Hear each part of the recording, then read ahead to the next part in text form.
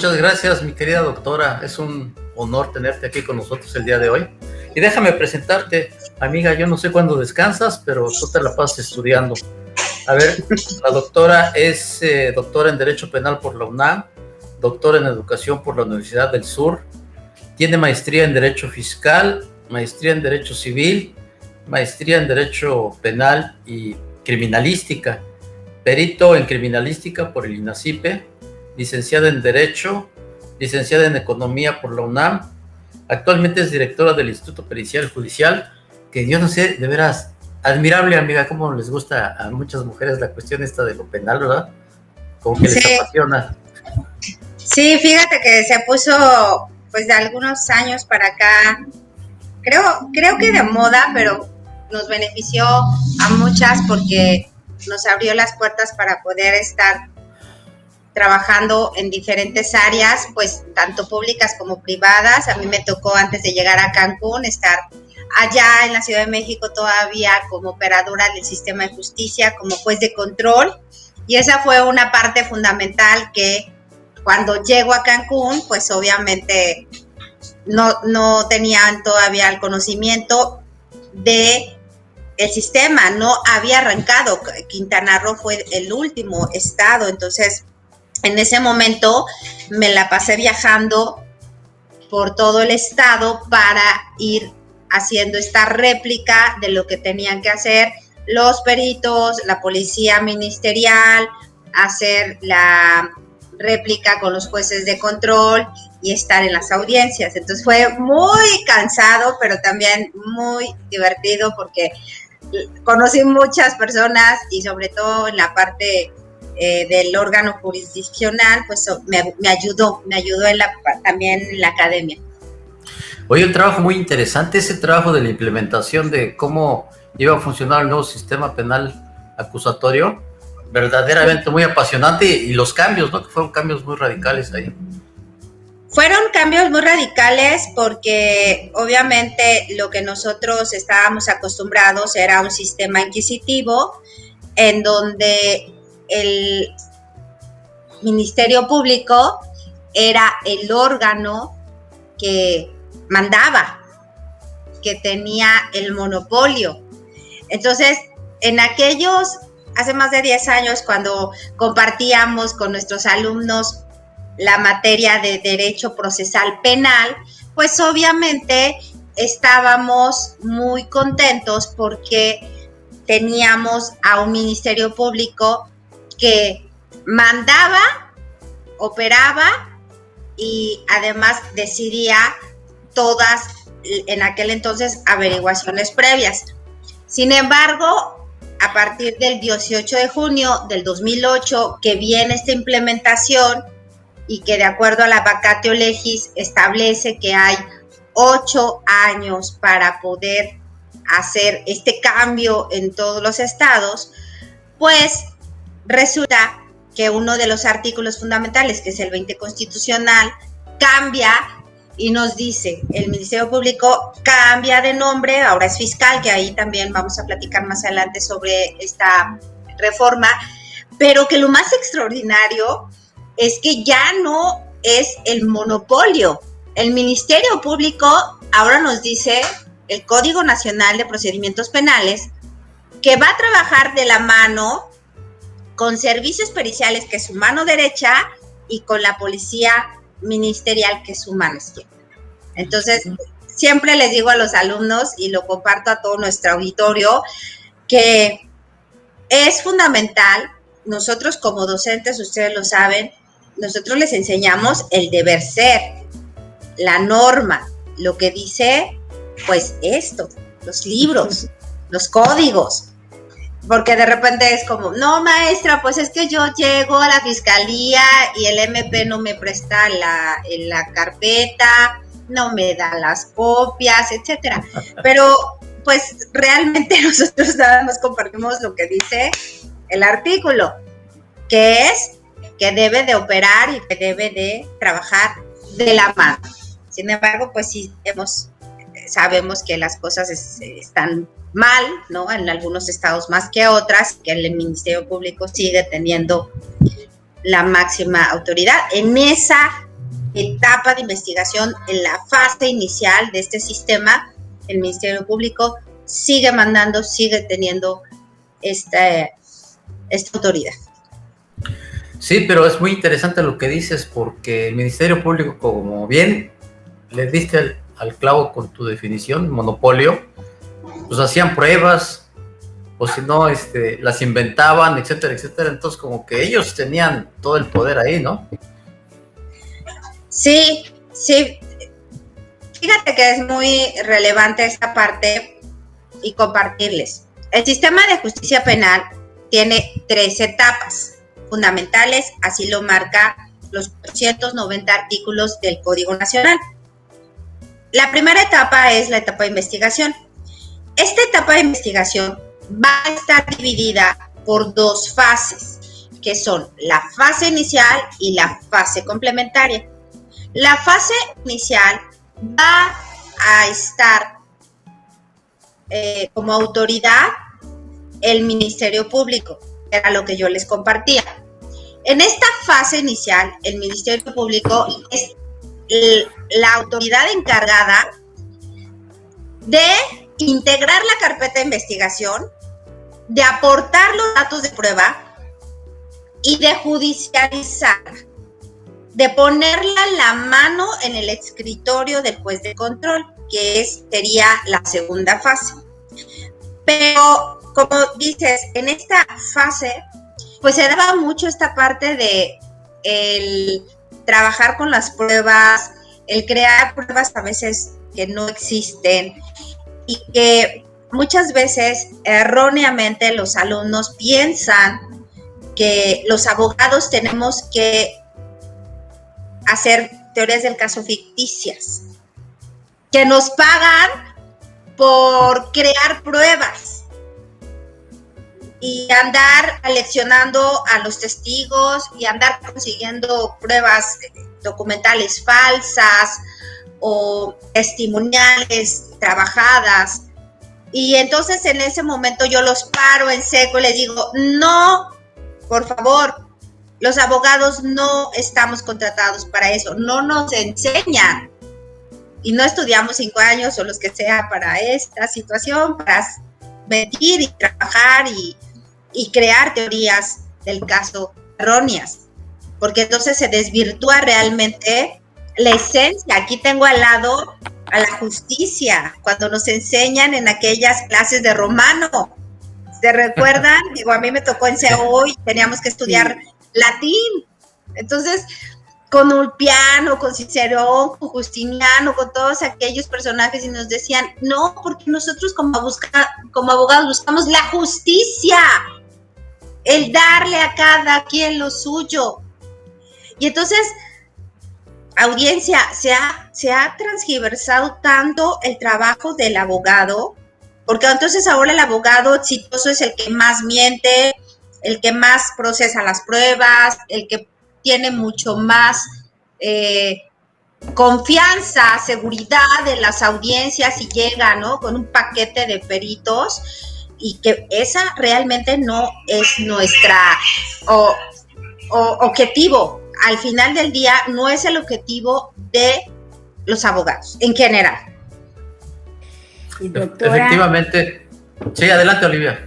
Doctora Dilerio Olmedo, y cuando vemos esta fase que nos había explicado de la primera fase de investigación, en cuanto a las pruebas que se encuentran, en cuanto al quehacer del contador público, la detecta la autoridad estas pruebas y nos las hace saber a nosotros los contadores que estamos ejerciendo. Y también es una investigación que se lleva, es algo que debe de realizar, bueno, en este caso la autoridad hacendaria, para poder demostrarnos si es que nos quiere hacer entender algún caso que está analizando. Pero aquí vemos en el artículo de la Estatuto Tributario Nacional, en el 597, que es aquel en el cual va a revisar al auditor, al contador o al revisor fiscal. Sí. Y sobre esto, pues sería importante comentar que nosotros como abogados tenemos que estar siempre muy respetuosos de la norma y especificar el trabajo tanto del abogado, en el caso de ustedes, que va a llevar la defensa y que además tiene que conocer normas tan importantes con los contadores como ustedes manejan.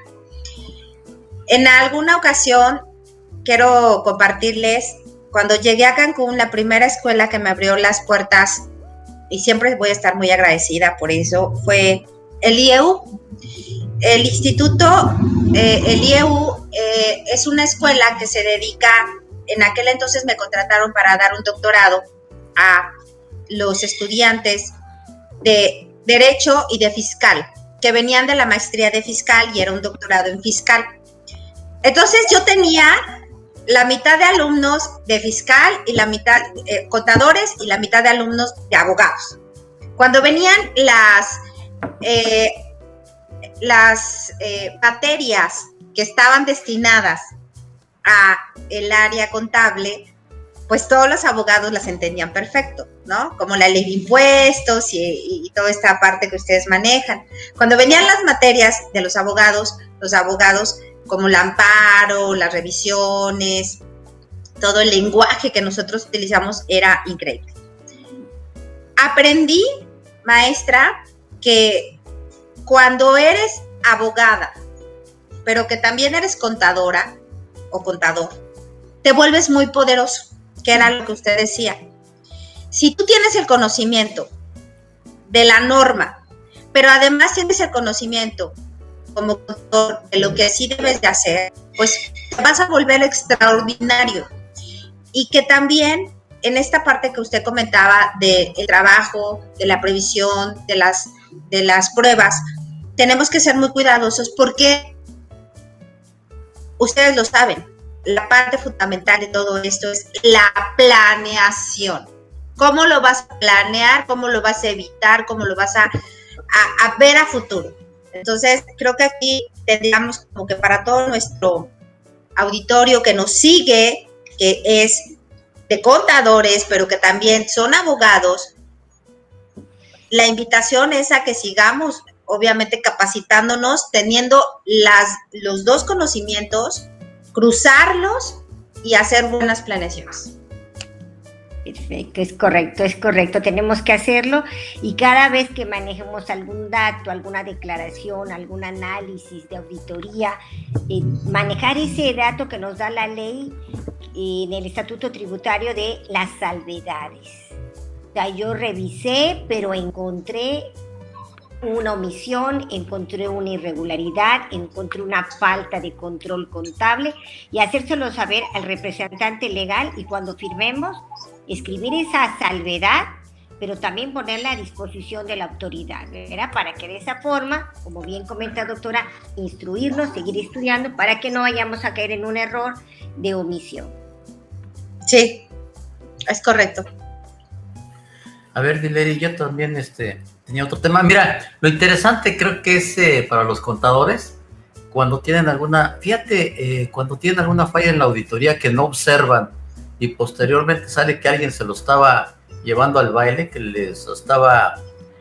Fíjate, tú vas como contador, haces tu dictamen y hay unos que nos volvemos muy cuadrados porque nada más revisas lo que tienes que revisar y si ves algo extraño, lo metes en tu reporte y lo dejas. Ya ha sucedió aquí con una empresa muy importante, que a lo mejor la conoces, luego te digo el nombre en privado, que tuvieron que cerrar porque la gente se les juntó, le hicieron un fraude como de 15 o 20 millones y no pagaron impuestos. Y la única persona responsable era la esposa del que metía la lana. No tenía representante legal, no tenía, o sea, todo era acusarla a ella. Tuvieron que pagar esos impuestos y aparte mejor tuvieron que cerrar la empresa porque un descuidito del contador público. ¿Qué responsabilidad podía tener el contador ahí? ¿Cómo es? Pues este tema y este ejemplo que pone sobre la mesa es uno de tantos donde creo que viene muy relacionado con lo que les comentaba de la planeación.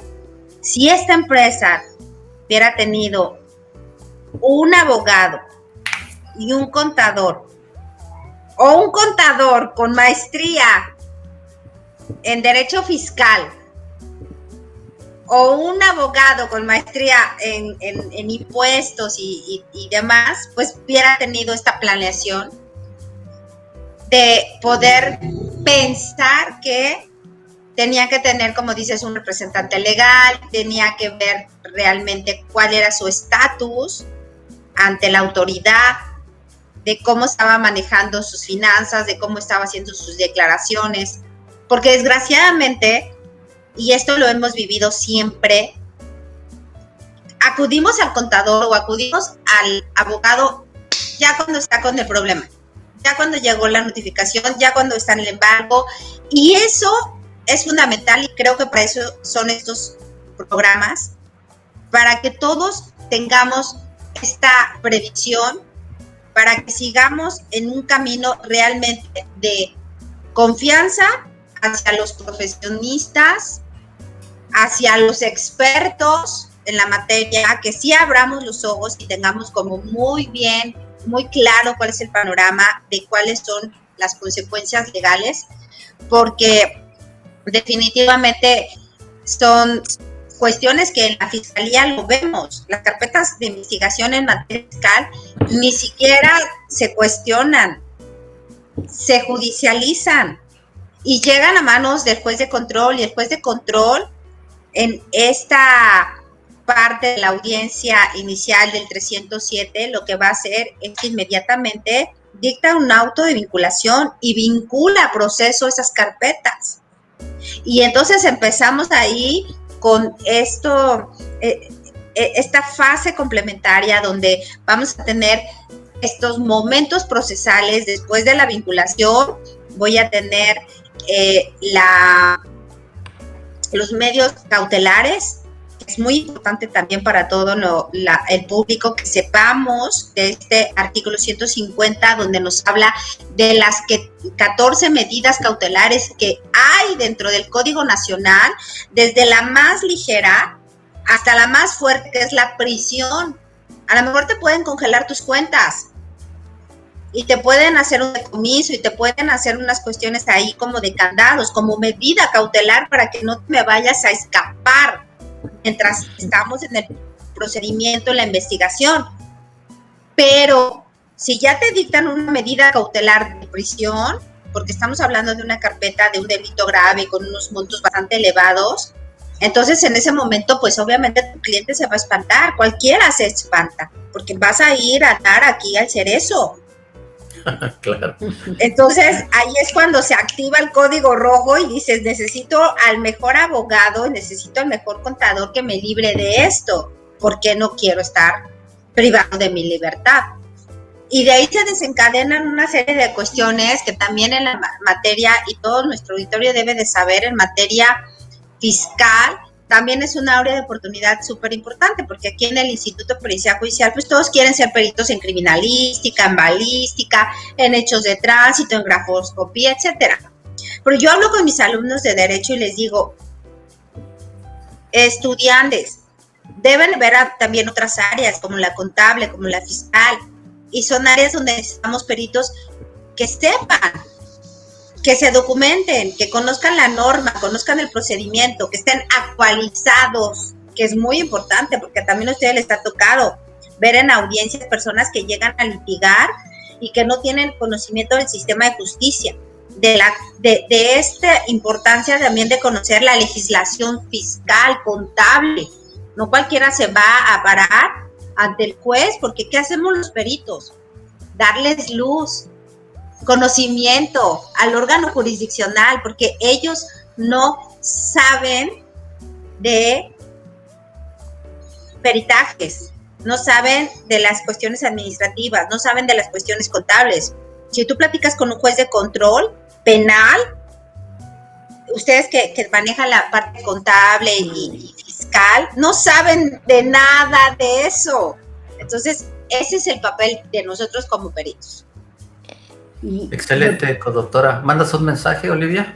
Sí, vámonos a un mensaje en Sinergia Inteligente y regresamos en un momento para seguir abordando el tema. La responsabilidad del contador público con pruebas de origen y licitud. Excelente, pues continuamos entonces.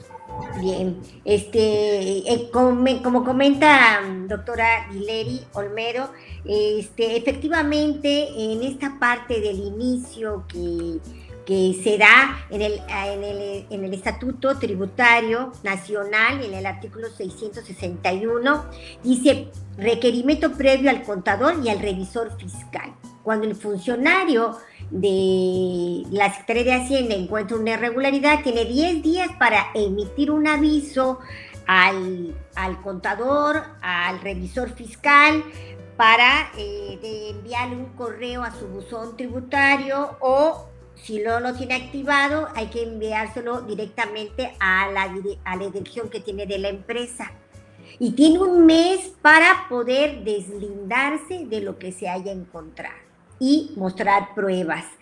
Si después de este mes no demuestra pruebas, no se apersona, no aclara la situación, entonces vendrá una sanción directamente ¿a quién? Al contador o al revisor fiscal.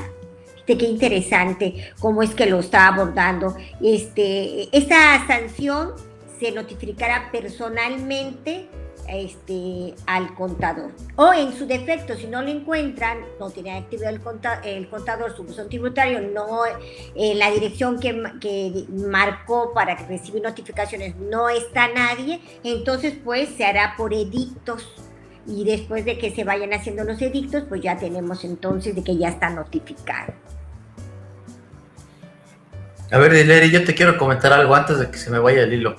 Sí. El tema que estabas comentando anteriormente, o sea que los contadores tenemos trato especial, inmediatamente nos ponen a disposición, ¿no? Al Sí. juicio y demás, o sea, como que tenemos un trato especial como fast track. Por eso lo expliqué, lo dije de otra manera más elegante, porque creo que la respuesta, estamos fuera del aire, ¿verdad? Sí. No, estamos fuera del aire, sí. Sí, estamos grabando. Yo creo que, ahí está. Yo creo que el tema es que tenemos desconocimiento. Y por eso, digo, a mí me tocó porque fui también ya parte de la autoridad. Entonces, cuando no tienes como esta pericia y expertise, pues pasas como judicialízalo mientras investigo, mientras viene el experto, o sea, es como que es la regla. Entonces, creo que así siempre, porque todos los temas fiscales pasan, siempre los judicializan, y más cuando se tratan de muchos millones, no se tocan, o sea, no hacen freno. Y también me imagino que por el aspecto de que a quien estás afectando es al erario público, ¿no? Los impuestos. Sí, claro. Imagínate, nada más nos dan un mes para poder hacer una aclaración, pero tratan de localizarnos. En este caso estoy hablando de la responsabilidad del contador público, revisor o auditor, y bueno, y si no se encuentran, pues como dices, hablamos de muchos millones de pesos, y después de un mes no te reportaste, pues ya, entre que los edictos ya fueron emitidos en ese mes, pues ya, ahí te agarran los fondos económicos y ya no puedes ir a ninguna.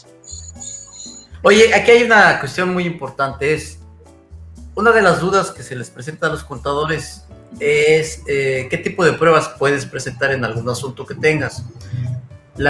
Fíjate la dificultad de presentar, porque mucha gente desconoce el tema de cómo presentas una factura, un CFDI, sí, ¿verdad? Que tiene que ser digital, los videos. Sí, este tema es muy importante que todos lo consideremos y sepamos que nuestro Código Nacional habla de los tipos de pruebas. Anotemos. Hay, a diferencia del sistema inquisitivo, 3 tipos de pruebas que son de acuerdo al Código Nacional de Procedimientos Penales, la prueba testimonial, la prueba pericial y la prueba documental o material. Así las considera y solo vamos a tener en este sistema de justicia 3. A diferencia del sistema anterior inquisitivo que manejábamos 8 medios de prueba. Fíjense la diferencia. Había 8 y ahora tenemos solo 3 tipos con los cuales vamos a trabajar. En especial, lo que estábamos haciendo es que, como el ejemplo que nos decías de la prueba, a la mejor documental privada, o una documental pública, lo que vamos a hacer es que tenemos que tener el conocimiento preciso de lo que establece el artículo 334 y siguiente, a partir de ese 334, donde empezamos a hacer este ofrecimiento de los medios de prueba, como los dice, que hace rato les platicaba en la etapa de investigación, qué es lo que pasaba.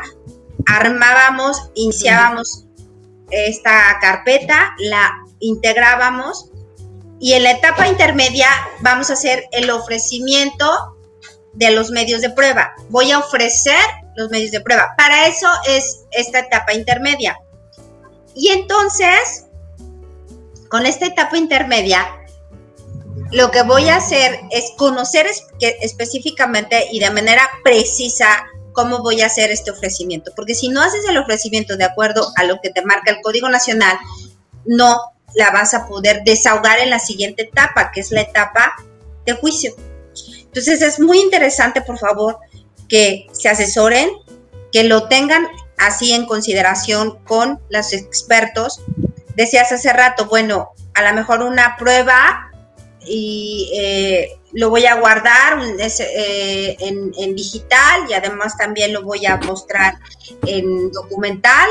Y fíjate qué interesante, si esta prueba se va a utilizar para una pericial contable, lo que se tiene que hacer es que el perito, en el momento de desahogar la prueba, que es ante el órgano jurisdiccional, ante la fiscalía, la víctima ofendido y el asesor jurídico, y además la defensa, a lo mejor estamos hablando de que tú eres la defensa y estás haciendo el ofrecimiento.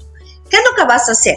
Tú como perito vas a desahogar la prueba tú en la audiencia y vas a llevar tu prueba físicamente y vas a acompañarte de los instrumentos, así lo marca la norma, de los instrumentos que necesitas para desahogarla, como los maestros cuando llegamos a dar nuestra clase. ¿Qué llevamos? Pues nuestra computadora, nuestro cañón, nuestra extensión, nuestras pilas, nuestro código, todo lo que vayas a necesitar. Entonces, eso es una cuestión interesante que cambió ahora con el sistema, donde los peritos para el momento del desahogo de la prueba pericial, la que sea, ya sea testimonial, documental o pericial, tendrán que llegar a la audiencia con todos los aditamentos y los instrumentos que necesitan para el desahogo de la misma. Claro, perfecto. Ok, fíjate que aquí lo interesante, nada más, 2 puntitos. Uno es, continuamos en el aspecto, fíjate, es que es bien apasionante. Yo he hecho peritajes para algunos malos manejos que ha habido en hoteles, que era mi ramo. Sí. Y es súper interesante hacer un peritaje. Los muchachos deberían de aprender eso. La diferencia entre quedarte como contador nada más o saber cómo hacer un peritaje, pues es abismal, porque puedes ganar más dinero, tienes otras entradas, te especializas más, etcétera, etcétera. En el aspecto de los peritajes, seguimos con las disposiciones de que si tu peritaje no está de acuerdo, al contrario, lógicamente va a nombrar un perito por parte de la parte contraria. Y después, uno tercero en discordia. ¿Sí estamos bien? Sí, siempre, eso sigue igual, amigo. La parte del perito de la fiscalía, que es como les enseño a los alumnos, el equipo rojo, el perito de la parte del imputado, a lo mejor tengo ahí al detenido, tengo el procesado, hay un perito y ahora se va a designar un tercero, como dices tú, para que podamos, a lo mejor los dos, pues obviamente dice uno, sí cometió el delito de defraudación fiscal, el otro dice, no, mi cliente pues es una blanca paloma, no, nunca pudo haber hecho un delito tan malo, y entonces viene un tercero que designa el órgano jurisdiccional. Aquí nos ha venido a notificar la autoridad donde piden apoyo a universidades para que entren a hacer estos peritajes. Fíjate aquí lo interesante, hay un tema porque yo lo he visto, ya más o menos me di cuenta, luego te platico. Lo digital, lógicamente también lo puedes alterar. Sí. Una factura que se le llama ahora CFDI, de la que se hacen ante el SAT para deducción de gastos, la puedes alterar. Ya existen peritos en esa materia, en peritajes digitales de archivos.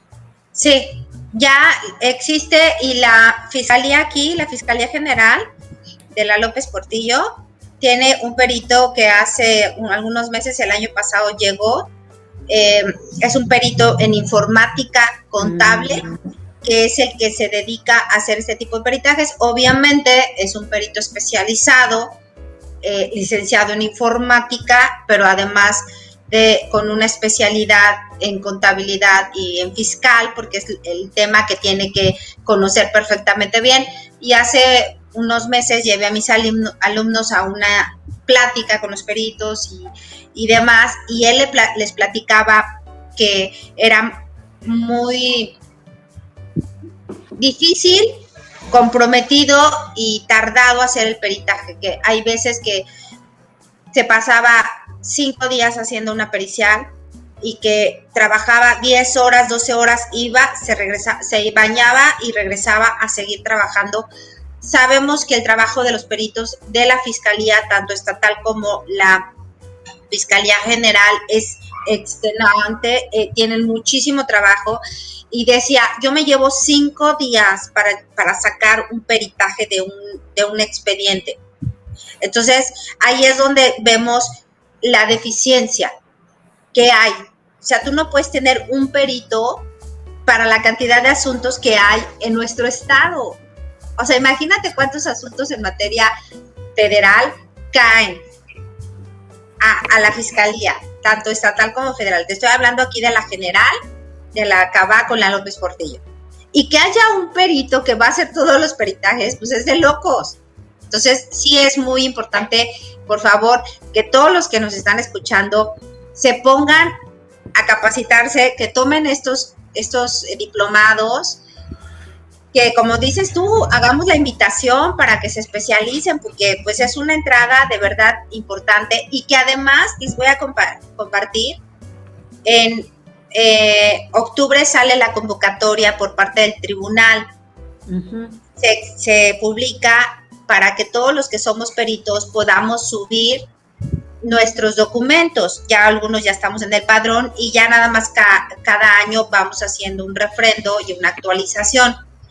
Pero si ustedes se meten a ver la lista del padrón de los peritos, ¿cuántos hay en criminalística? ¿Cuántos hay en contabilidad? ¿Cuántos hay en así? Se van a quedar o sea, es impresionante hacer un análisis comparativo entre la lista de aquí de Quintana Roo con la lista del DF. O sea, yo me quedé en shock, porque yo venía de la lista del DF y allá nos perdíamos, ¿no? O sea, entre los miles. Y acá es así como, ¿cómo? ¿Somos 3? O sea, 3 para todo el estado, y es poco, muy poco el campo pericial donde realmente se ha hecho un trabajo experto.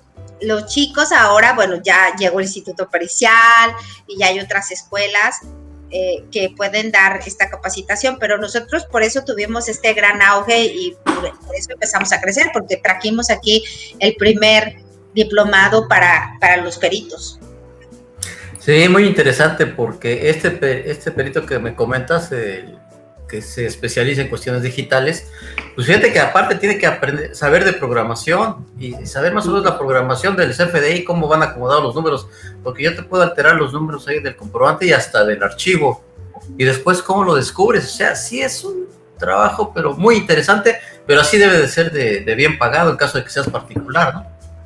Sí, se paga bien porque como dices, ahora fíjate, con la parte digital, todo, y además nosotros lo sabemos como docentes, todo es alterable, todo.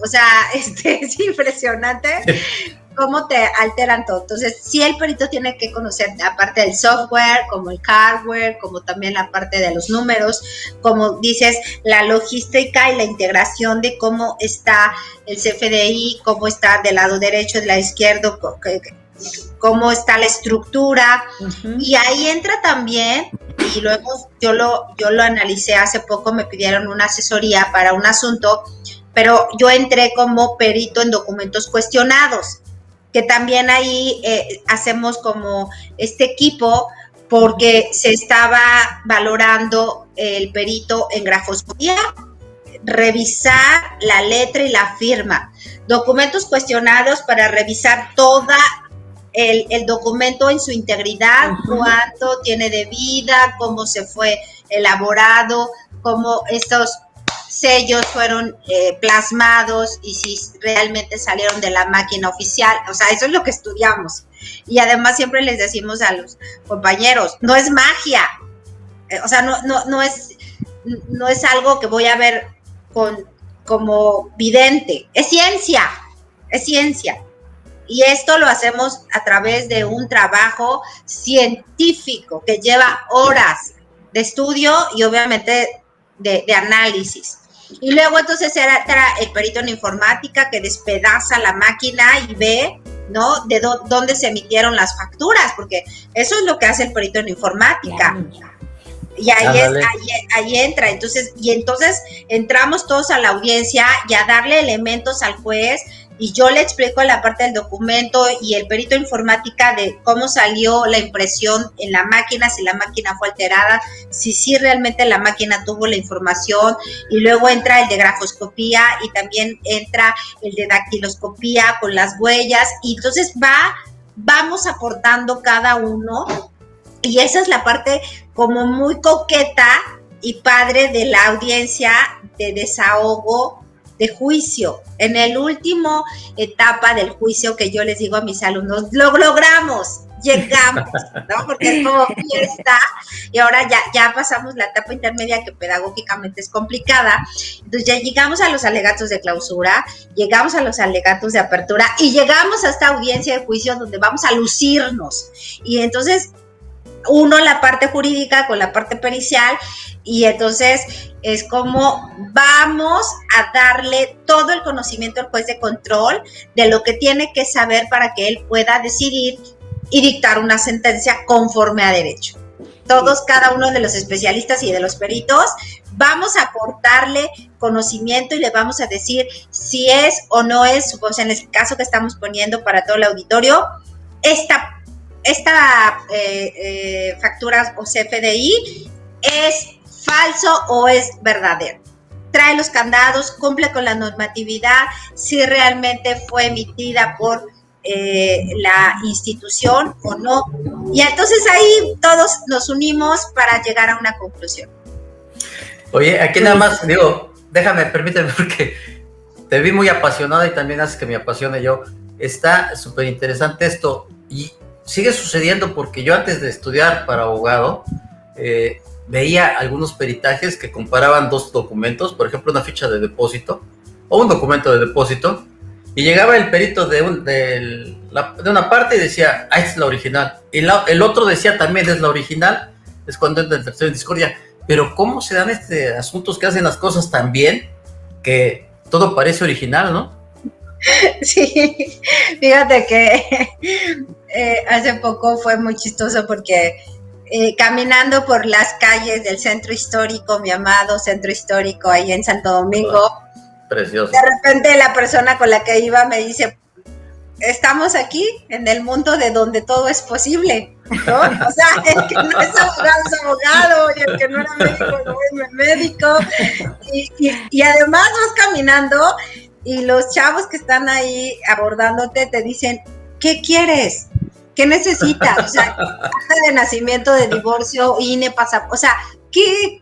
¿No? Aquí te lo hacemos. Y en ese sentido es la relación de lo que estás diciendo. Por eso hace unos momentos decía, todo se puede hacer, todo se puede falsificar. Porque además, desgraciadamente, para ese tema los mexicanos somos buenísimos. Entonces, yo lo viví, tuve varias carpetas antes de venir a Cancún sobre la falsificación de documentos y de billetes. Hace 10 años era un auge y era un miedo en la Ciudad de México recibir un billete de 500 o de lo que fuera, porque eran idénticos. Entonces tenías que andar con tu plumón por todos lados rayoneando. Y de verdad es, pues triste porque también en la materia fiscal, en la materia contable y en la materia de derecho se da. Y es como de repente llegar y hay abogados que nosotros pues lo sabemos, no podemos ocultarlo. Hay abogados y hay contadores que lo hacen, lo que no era lo vuelven, ¿no? O sea, sí, es como extraordinario. Entonces esa es la parte que por eso invitamos a todos a mejor irte con la planeación, con lo que sí es legal, porque al final a lo mejor lo resuelves, pero te va a salir más caro. Claro, sí, claro, no, mejor. Preocupándote siempre. Adelante, Lidia. Hasta nos podrían sancionar. La primera vez que sancionan al contador, lo suspenden 1 año para no poder firmar y elaborar datos tributarios al SAT. La segunda vez te vuelven a sancionar otro año y la tercera vez te quitan definitivamente el derecho de poder ejercer, pero además tiene que ser también la Junta de Contadores, en este caso nuestro querido Colegio de Contadores Públicos de México, pues nos va a sancionar. Entonces, ¿para qué exponernos? Además de que si el representante legal no da la prueba, pues se la va a pedir al contador, al revisor fiscal, al auditor, y si nosotros no pusimos salvedades y no hicimos saber primero a la autoridad, después al representante legal, pues nosotros tendremos también una multa económica, igual que el dueño de la empresa, una multa económica que puede ir desde 17,000 hasta 5 millones de pesos. Pero aquí lo curioso es que nos habla el artículo 658-1, fracción tercera del Estatuto Tributario, que esta multa no será pagada por la empresa, tiene que ser pagada por la persona con sus bienes. Entonces, hay que prepararse. Doctora Dileri, ¿alguna conclusión que quiera darnos? Pues agradecerles profundamente la invitación. Gracias, amigo, por siempre pensar en mí. Maestra, es un honor estar con usted también. Sí. Y invitar a toda la audiencia a que vengan al Instituto Pericial Judicial, que se capaciten con los expertos. De ahí nuestro nombre, estamos especializados en ciencias jurídicas y forenses. Muy contenta porque... Bueno, Gilberto, ya tenemos bastantes años de conocernos y hemos venido creciendo y especializando. El próximo año ya estamos con las maestrías, las están trabajando y ha sido todo este compromiso, sobre todo con la comunidad, con la sociedad de Quintana Roo, de que estoy muy clara de que el conocimiento es poder y que la capacitación es absolutamente necesaria. Entonces, es necesario tener escuelas que están especializadas, que puedan tener ustedes un apoyo también con estos temas a veces complicados de becas, de descuentos. Cuenten con el Instituto Pericial para que puedan tener un apoyo real, que ustedes sepan. Después lo platicamos, amigo, para todos los contadores, claro, ahorita que estás de presidente, para que vengan y tomen todos estos diplomados, la licenciatura, que yo de verdad vuelvo a repetir, el contador que se convierte en abogado es sumamente poderoso. Entonces, y además, si después le metes una maestría en fiscal o en impuestos y etcétera, no va a haber quien te detenga. Entonces, sigamos en este camino de la capacitación. Felicito profundamente al Colegio de Contadores, esta apertura y estos momentos en donde nos permite llegar a toda la audiencia para transmitir conocimiento, experiencia y sobre todo decirles que estoy a sus órdenes en el IPJ. Doctora Dileri, compártanos sus números de contacto y la dirección del Instituto Pericial Judicial para que los radioescuchas pues tengan la oportunidad de comunicarse. Claro que sí, estamos aquí en la López Portillo, a 5 minutos del crucero, estamos en el Twitter y en el Insta como IPJ-oficial y por supuesto invitarlos a que vengan físicamente, es una escuela muy bonita, nueva, climatizada, donde la ubicación es increíble. Estoy a sus órdenes en 99 83 03 66 70 y todo el equipo del IPJ los va a estar recibiendo con los brazos abiertos a todos los integrantes del Colegio de Contadores. Gracias, maestro Gilberto, gracias, contadora Olivia, y a toda la audiencia, los esperamos.